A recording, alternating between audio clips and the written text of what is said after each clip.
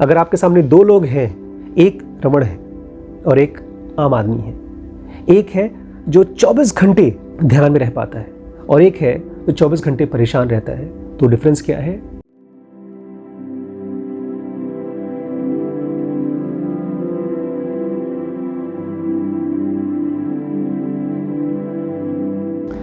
नमस्कार दोस्तों, स्वागत है आपका डीप नॉलेज में।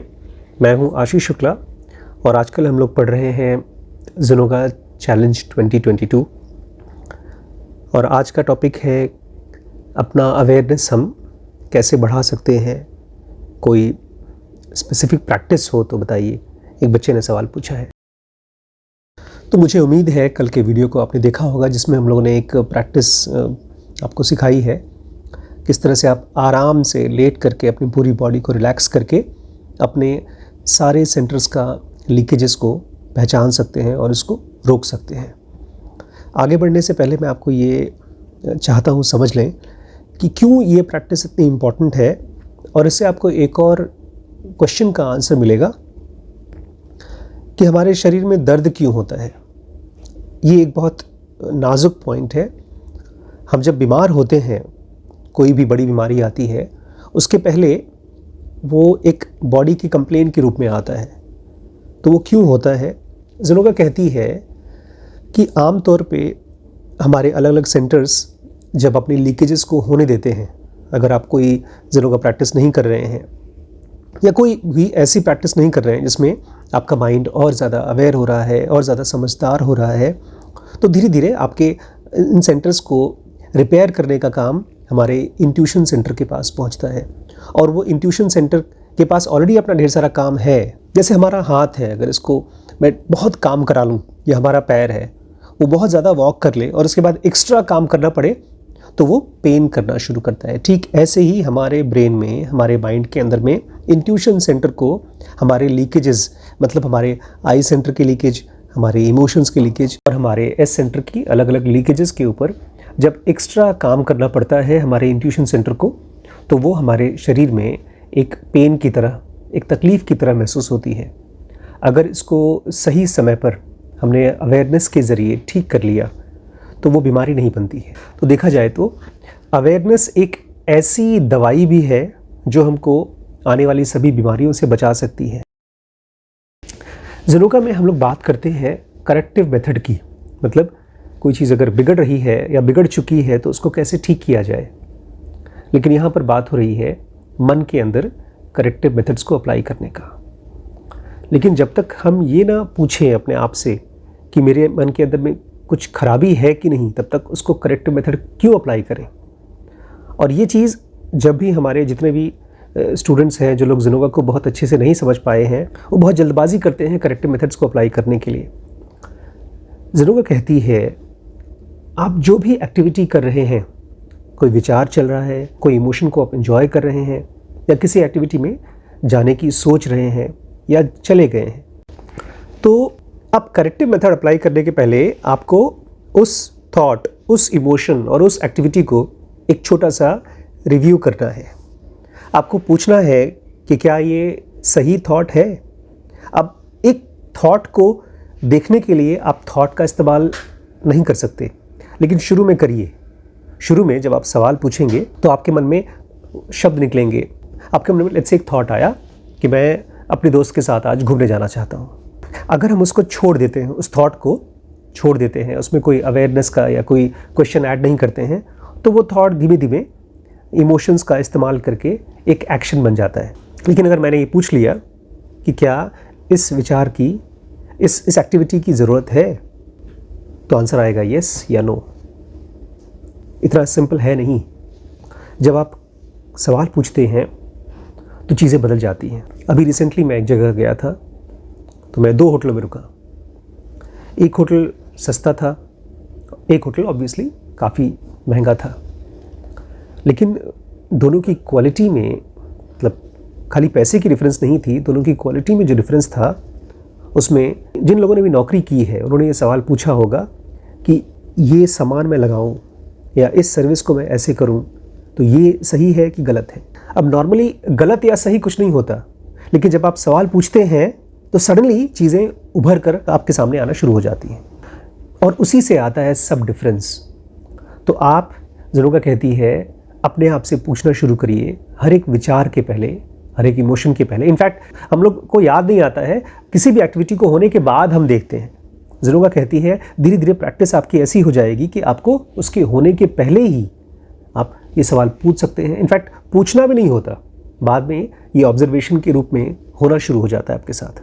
और एक बार आपको दिखाई दे गया कि वो एक्टिविटी गलत है, तब आप अपने करेक्टिव मेथड्स अप्लाई कर सकते हैं। लेकिन इसके लिए कुछ बड़े इंपॉर्टेंट क्वेश्चंस हैं ज़ेनोगा चाहती है आप अपने आप से पूछें। ये सवाल मैं चाहता हूँ उसको कैजुअली मत लीजिए। ये सवाल अपने आप से पूछिए, क्या एक इंसान अपनी पूरी ज़िंदगी एक पर्पस के साथ जी सकता है? इसका आंसर है जी भी सकता है, नहीं भी जी सकता। और ये सब चीज़ किस चीज़ पे डिपेंड करती है कि वो आदमी कितना सीरियस है।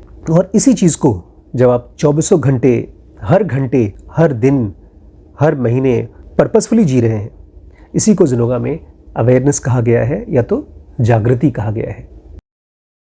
जब आप इस तरह की प्रैक्टिसेस के बारे में पढ़ते हैं और कभी उसको ट्राई करते हैं, तब आपको पहली बार एहसास होता है कि मैं जगने की तरफ जा रहा हूँ। और जब तक आप इस प्रैक्टिस को नहीं करते हैं, आपको एहसास भी नहीं होता, लेकिन आप, ज़ेनोगा कहती है, आप बेहोश हैं या आधे होश में हैं या आधा सो रहे हैं। हम में से बहुत से फ्रेंड्स हैं जो कभी कभी जब बड़े एक्साइटेड होते हैं, बहुत ही इंटेंस इमोशंस में होते हैं, किसी वीडियो को देखने के बाद या किसी प्रोग्राम को अटेंड करने के बाद उनको मन करता है कि अब हम अवेयर होना चाहते हैं। ज़ेनोगा कहती है ठीक है, टेम्परली आप उसको एंजॉय कर सकते हैं, लेकिन ये चीज़ आपको परमानेंट अवेयरनेस नहीं देगी। इसके लिए आपको जोर जबरदस्ती, मतलब विल पावर और ज़बरदस्ती के कॉन्सेंट्रेशन से और एक्साइटेड होकर इमोशन से आप अवेयरनेस नहीं बढ़ा सकते। आपको याद है ना ज़ेनोगा आप क्यों देख रहे हैं, या स्पिरिचुअलिटी में आप क्यों आए हैं, आप ध्यान क्यों कर रहे हैं? आपको पहुंचना है क्रिटिकल सर्टेन स्टेज तक, और इस क्रिटिकल सर्टेन स्टेज तक पहुंचने के लिए कोई गुरु आपकी कोई मदद नहीं कर सकता। आपको टीचिंग्स दे सकते हैं हम जैसे लोग, लेकिन उसके बाद आप उसको प्रैक्टिस करते हैं और खुद क्रिटिकल सर्टेन स्टेज तक पहुंच सकते हैं। और जब CCS पे आप पहुंचते हैं, तब आपको पहली बार अपने इंटरनल मास्टर के साथ मीटिंग होती है। लेकिन उसके लिए आपको, जैसे एक आदमी समंदर में नाव के साथ चलता है, एक एक वेव के साथ वो अपने आप को चप्पू चलाता है, ठीक ऐसे ही आपके माइंड का चप्पू ये है कि जब भी कोई थॉट चले, जब भी कोई इमोशन चले या जब भी कोई एक्टिविटी हो, तो आप अपने आप से पूछें क्या इसकी ज़रूरत है, और जब वो लगे कि गलत है तो आप उसके ऊपर करेक्टिव मेथड अप्लाई करें। लेकिन अब एक नई प्रॉब्लम आती है। हम लोग जिस ज़िंदगी में जीते हैं ना, वहाँ पर एक बहुत ही भारी भरकम शब्द यूज़ होता है बचपन से, और उस शब्द का मतलब या उसकी पावर को हम सब भूल चुके हैं। ऐसा अक्सर होता है जब हम किसी चीज़ यूज़ करते हैं, बहुत बार यूज़ करते हैं, तो उसकी इनहेरेंट क्वालिटी को हम मिस करना शुरू कर देते हैं। ये शब्द है ऑनेस्टी। आपने भी सुना है, ईमानदारी, ज़मीर। ज़ेनोगा कहती है जब भी आप कोई प्रैक्टिस कर रहे हैं, जैसे आपने ज़ेनोगा प्रैक्टिस करना शुरू किया, आप अवेयर होने की कोशिश कर रहे हैं। आज आपका मन कर रहा है कि मैं अपने दोस्तों के साथ पार्टी में जाऊं, बर्थडे मनाऊं, आज थोड़ा सा मैं स्किप कर दूं, अपने व्रत को स्किप कर दूं। अगर आप ये कोशिश करें कि आप शराब ना पिएं या सिगरेट ना पिएं, तो आज आप अपने साथ चीटिंग कर ले रहे हैं कि चलो कोई बात नहीं, एक दिन के लिए चलता है। अगर ऐसी टेंडेंसी है तो इसको ज़ेनोगा में कहते हैं डिसऑनेस्टी, बेईमानी। लेकिन कभी आपने सोचा है कि ईमानदारी या ऑनेस्टी क्या चीज़ होती है? जिन लोगों ने भी पहली बार इसको डिस्कवर किया होगा, ऑनेस्टी को, वो किस पावर को एक्सपीरियंस करते रहे होंगे। हम अपने साथ तो नहीं पकड़ पाते, लेकिन कम से कम दूसरों के साथ देखिए। अगर आप किसी ऑर्गेनाइजेशन में काम करते हैं, आप किसी बैंक में हैं या कहीं नौकरी करते हैं, और आपको अचानक से मालूम पड़ जाए कि ये फला इंसान जिसके साथ मैं इन्वॉल्व हूँ वो बेईमान है, उसके ऊपर मैं ट्रस्ट नहीं कर सकता, उसी मोमेंट से आपको एक पावर महसूस होती है, आपको एक सेफ्टी महसूस होती है। क्योंकि उसके पहले तो ऐसा था जैसे कि एक आदमी आस्तीन का सांप है, वो कभी भी आपको काट सकता है, लेकिन अब आप अपने आप को बचा सकते हैं। लेकिन ज़ेनोगा कहती है वो आस्तीन का सांप हमारे अपने ही मन के अंदर है। अगर हमारा माइंड इस टेंडेंसी में है कि वो गलत चीज़ों को जस्टिफाई करे। अगर मुझे शराब पीना है और मैं अपने आप से कहता हूँ आज एक दिन शराब पीने से कुछ नहीं होता, तो ये जस्टिफिकेशन है। इसलिए ज़िनोगा कहती है अगर आपके अंदर में ये टेंडेंसी भी है डिसऑनेस्टी की, तो और ज़्यादा चौकन्ना हो जाइए। कैसे होंगे और ज़्यादा चौकन्ना? एक ही रूल है अपने लाइफ में। जब आप चौकन्ना या अपनी अवेयरनेस को बढ़ाना चाहते हैं, आप सीरियस होना चाहते हैं, तो एक ही रूल है, बी स्लो, राइट डाउन। जो भी चीज़ें आपके साथ हो रही हैं उसको लिखने की कोशिश करिए। तो जो भी आपके मन की बातें हैं जो आती हैं और चली जाती हैं, आप उसको पकड़ नहीं पाते हैं, जैसे ही आप उसको लिखेंगे तो वो सॉलिड हो जाती है, वो पकड़ में आने के चांसेस बढ़ जाते हैं। पूरी दुनिया में लोग जब स्पिरिचुअलिटी में आते हैं तो अक्सर ऐसा कंप्लेन करते हैं अपने अंदर में कि क्यों भगवान ने ऐसा बनाया कि हमें धरती पर छोड़ दिया, इस दुनिया में सफ़र करने के लिए छोड़ दिया। ऐसा क्यों नहीं है कि हम सबके सब पैदा हुए और बचपन से ही एनलाइटेंड हो गए अपने आप बिना कुछ किए। ज़िनोगा कहती है इंसान एक सेल्फ इवॉल्विंग बीइंग है, मतलब उसको अपना एवोल्यूशन, अपना विकास खुद ही करना होगा। अब इमेजिन करिए कोई एक ऐसा आदमी है जो कहता है नहीं, मुझे इवॉल्व नहीं होना, मुझे ग्रो नहीं करना, मुझे पीसफुल नहीं होना, और हम ज़बरदस्ती उसको पीसफुल कराते हैं। या लाइफ ने ऐसा कोई सिस्टम बना रखा है कि वो कहता नहीं तुम्हें पीसफुल होना पड़ेगा। तो क्या आप उस आदमी को फ्री कहेंगे? लेकिन जब आप इस धरती पर आए हैं, ऐसी फ्रीडम के लिए आए हैं जिसको आप सचमुच में फ्रीडम कह सकें। ज़िनोगा कहती है कि आप एक डिवाइन फ्रैगमेंट हैं, एक आत्मन है, और उस आत्मन के पास इतनी ताकत है, उसकी इतनी समझ है कि वो जितना भी चाहे दूर भटक जाए, फिजिकल वर्ल्ड में भूआ सुहा में भटक जाए, फिर भी वो वापस आ सकता है। यही तो उसकी क्वालिटी है एक आत्मन की। इसीलिए एक अल्टीमेट फ्रीडम दी गई है हम सबको, और वो ये है कि हम सेल्फ इवॉल्विंग बीइंग हैं। हमारे ऊपर कोई भी एवोल्यूशन थोपा नहीं जाएगा। इसलिए ज़िनोगा कहती है कि हमारे हिसाब से किसी के ऊपर भी फ्रीडम थोपा नहीं जाना चाहिए, ना ही तो इंसान के ऊपर और ना ही तो देवताओं के ऊपर। हमसे कितने भी समझदार आदमी हैं, ठीक है, वो हमको बताना चाहते हैं कोई बड़ी कीमती चीज़, बहुत गहरी चीज़, तो हमारी फ्रीडम होनी चाहिए रिसीव करने की। इसलिए याद रखिएगा, जब तक आप खुद नहीं चाहेंगे, मतलब आपकी इमोशन तो है लेकिन साथ ही साथ आपकी बॉडी भी ये चीज़ नहीं चाहेगी, ये नहीं करना चाहेगी कि वो फ्री होना चाहे, तब तक आप फ्री नहीं हो सकते, क्योंकि आप क्या है, एक सेल्फ इवॉल्विंग बीइंग। तो सवाल ये उठता है कि हम कैसे अपने आप को इवॉल्व करें। सोल्यूशन तो आसान है, लेकिन वो 24 घंटे का है। एक आदमी जो सेल्फ इवॉल्विंग आदमी है, उसको 24 घंटे इस चीज़ के प्रति कॉन्शियस होना होगा कि मुझे इवॉल्व होना है। आपको ऐसे सोचना पड़ेगा जैसे आप एक हॉस्पिटल में हैं और वहाँ पर आप किस लिए हैं, ठीक होने के लिए हैं। आपका कोई ऑपरेशन हुआ है या आप किसी ऐसी थेरेपी में हैं जिसकी वजह से आपको हॉस्पिटल की स्पेस में रखा गया है। आपके आसपास बहुत से ऐसे लोग हैं जो बीमार होते हैं, झटका लगता है, उसके बाद अपनी हैबिट्स को चेंज करते हैं, हेल्दी खाना खाते हैं, दवाइयाँ वगैरह लेते हैं, एक्सरसाइज करते हैं और ठीक हो जाते हैं। लेकिन ऐसे बहुत से लोग हैं जो बोलते हैं कोई फ़र्क नहीं पड़ता। तो आपको चूज़ करना होगा कि आप इन दोनों में से कौन से हैं। और कैसे करेंगे? आपको 24 घंटे साधु बनना पड़ेगा, एक योगी बनना पड़ेगा, एक ज़िनोगी बनना पड़ेगा। कैसे बनेंगे? आपको 24 घंटे याद रहना पड़ेगा कि मैं एक सेल्फ इवॉल्विंग बीइंग हूँ, मेरी एवोल्यूशन, मेरी अवेयरनेस मेरे ही हाथ में है। और यही 24 घंटे अपने अवेयरनेस का, अपने एवोल्यूशन का कॉन्शियसनेस, इसी को बोलते हैं purpose of life and birth. अगर आपके सामने दो लोग हैं, एक रमण है और एक आम आदमी है, एक है जो 24 घंटे ध्यान में रह पाता है और एक है जो 24 घंटे परेशान रहता है, तो डिफरेंस क्या है? जो आदमी ध्यान में रह पाता है उसको पता है कि उसको खुद इवॉल्व होना है, उसको पता है कि इस जेल में से मुझे निकलना है। इसलिए बुद्ध ने अपने पिता के दिए हुए ऑफर को ठुकरा दिया। पिता ने कहा था तुम्हें जो चाहिए, जो भी ध्यान मान करना है सब तुम यहीं कर लो, जो स्पिरिचुअलिटी तुम्हें खोजनी है यहीं घर पे खोज लो, इस महल में खोज लो। लेकिन बुद्ध जानते थे कि नहीं, मुझे फ्री होना है और उसके लिए मुझे बहुत बहुत प्रयास करना पड़ेगा, अपने आप को 24 घंटे याद रखना पड़ेगा कि मैं पेन और सफरिंग में हूँ। इसलिए बुद्ध ने खुद भी, ढेर सारे अमीर लोग थे जो उनको सुनने आते थे, लेकिन उसके बाद उनको वो बुद्ध कहते थे भिक्षु बनो, उस भिक्षु बनने से तुम्हें पेन और सफरिंग की मेमोरी रहेगी, और वो मेमोरी किस चीज़ को याद दिलाएगी कि तुम्हें खुद को इवॉल्व करना है। और उस सेंस में देखा जाए तो बुद्ध पहले इंसान थे धरती पर जिन्होंने कहा सफरिंग से शुरू होती है फ्रीडम। आपकी सफरिंग एक तरह से आपका घड़ी है जो आपको अलार्म बजाती है कि अब तुम्हें जगना है, तुम्हें जगना है, तुम्हें जगना है। जो लोग भी इस तरह के लॉन्ग टर्म कोर्सेज को नहीं ज्वाइन करते हैं, जिन्होंने का बेसिक या एडवांस कोर्स को, उन बेचारों को कभी कभार याद आता है कि उन्हें भी अवेयर होना है, उन्हें भी फ्री होना है, और वो भटकते रहते हैं। पिछले ऑलमोस्ट 8-10 साल से मैं हर रोज़ आप लोगों से बातें करता हूँ, और वो इसीलिए बिकॉज मैं चाहता हूँ आप रोज़ याद रखें कि मुझे फ्री होना है। यही है आपकी लाइफ का पर्पस। तो अब सवाल ये उठता है कि कैसे हम याद रखें 2400 घंटे कि हमें इवॉल्व होना है। मैंने पहले भी आपसे जिक्र किया है, माइंड को मूव कराने का तरीका है सवाल पूछना। क्या? सवाल पूछना। और आप चाहते हैं कि आपके मन के अंदर में एवोल्यूशन का जो आइडिया है कि मुझे इवॉल्व होना है, ये 24 घंटे आँख के सामने ऐसे लटका रहे।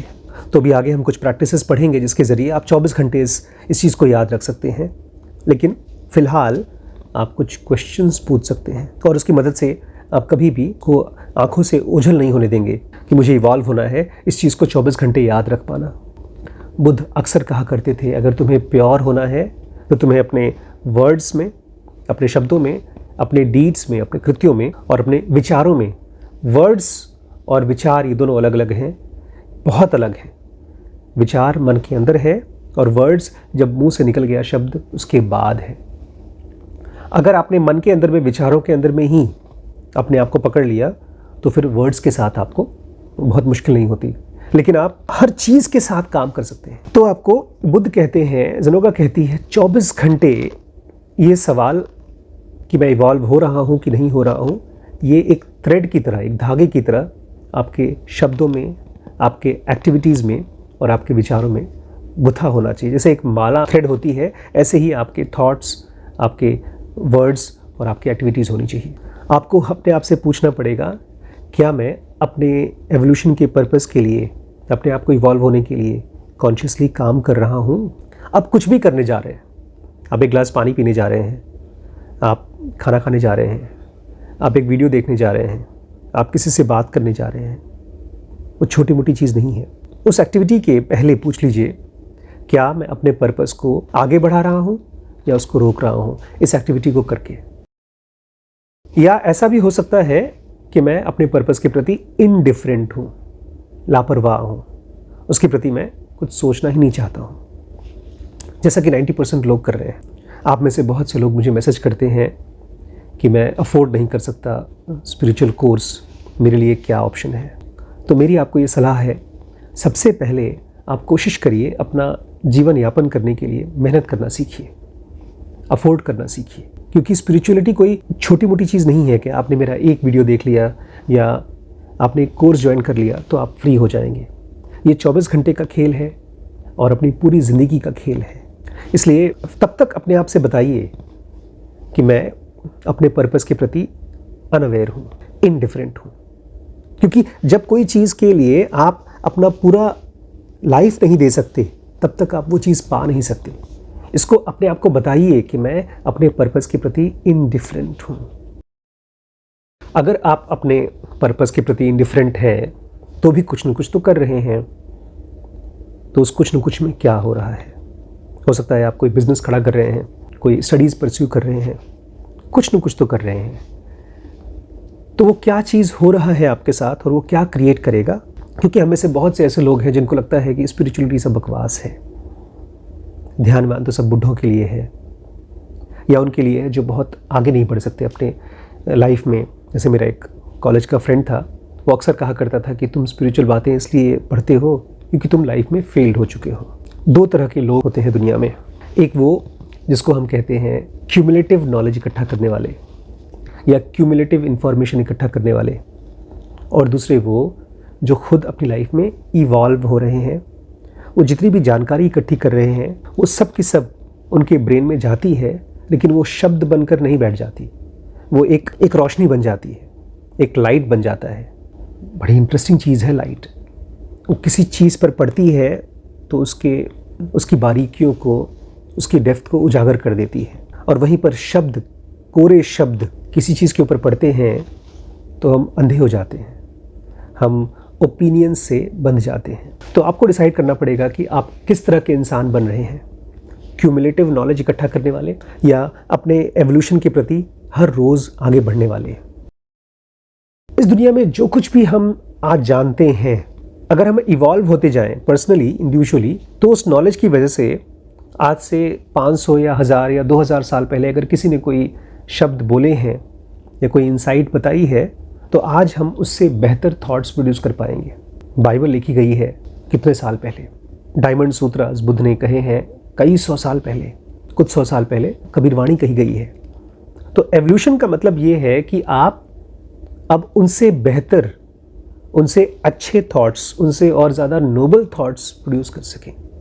ये हमारे और आपके लिए मुश्किल है, क्योंकि थॉट्स आते हैं एक स्टेट ऑफ माइंड में से, एक प्योरिटी में से, जैसे एक फूल में से खुशबू निकलता है, ऐसे ही एक क्लैरिटी में से, एक डेप्थ में से निकलता है थॉट। मुझे बचपन में बड़ा कन्फ्यूजन लगता था जब टीचर्स कबीरवाणी को जब समझाया जाता था, मुझे बहुत ख़राब लगता था, क्योंकि वो केवल शब्दों का एक जाल हमको देते थे और उसको हम महसूस नहीं कर पाते थे। लेकिन मान लीजिए आप कहते हैं सर मुझे स्पिरिचुअलिटी में कोई इंटरेस्ट नहीं है, मैं तो किसी और सब्जेक्ट के ऊपर थीसिस कर रहा हूँ, मैं स्टडीज़ कर रहा हूँ। अच्छी बात है, लेकिन वो है क्यूमुलेटिव नॉलेज। आप अंग्रेज़ी में बहुत अच्छे राइटर हैं, या आप फिज़िक्स के बारे में बहुत कुछ जानते हैं, या आप किसी बिज़नेस की नॉलेज आपके पास बहुत है, लेकिन आपको ये याद रखना पड़ेगा कि अल्टीमेटली आप जब लाइफ के एंड में आएंगे, चाहे बुढ़ापे में आपकी लाइफ एंड हो, चाहे कल आपकी लाइफ एंड हो, तो आपको फ्रीडम नहीं देगी। इसलिए क्यूमुलेटिव नॉलेज दिखने में तो पावरफुल लगती है, आप उसकी वजह से दूसरों से अपने आप को ऊंचा महसूस कर सकते हैं, लेकिन वो आपको फ्री नहीं करती। ज़ेनोगा ने मुझे एक बहुत ही कमाल का, बहुत ही सिंपल तरीके से फार्मूला दिया ताकि मुझे पता चल सके कि मैं हर रोज़ अपने प्रति अवेयर हूँ कि नहीं, मैं इवॉल्व हो रहा हूँ कि नहीं, क्रिटिकल सर्टेन स्टेज के पास पहुँच रहा हूँ कि नहीं।